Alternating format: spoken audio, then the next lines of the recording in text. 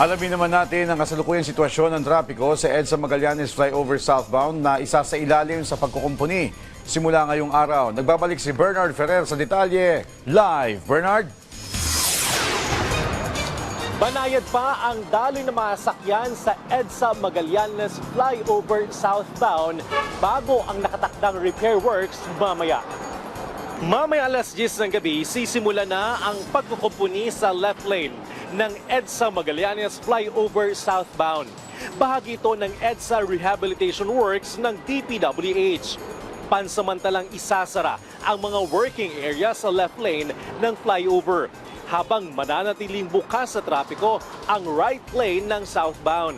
Sasamantalihin ng DPWH ang long weekend para pabilisin ang pagkukumpuni at matapos ito sa lalong madaling panahon.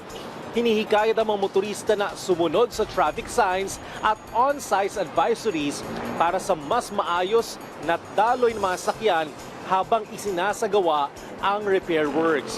Muling bubuksan ang left lane ng EDSA Magallanes Flyover Southbound sa Lunes, May 4, alas 5 ng umaga. Para sa ating mga motorista na babaybay sa EDSA Magallanes Flyover Northbound, asahan po ang mabilis na daloy ng mga sakyan hanggang makaabot ng EDSA Ayala. Mabilis din ang daloy ng mga sakyan sa bahagi naman ng EDSA Magallanes Flyover Southbound.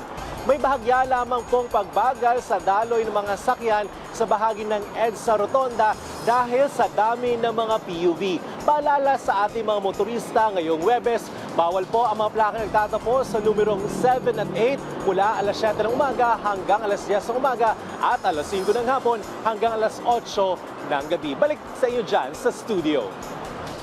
Maraming salamat, Bernard Ferrer.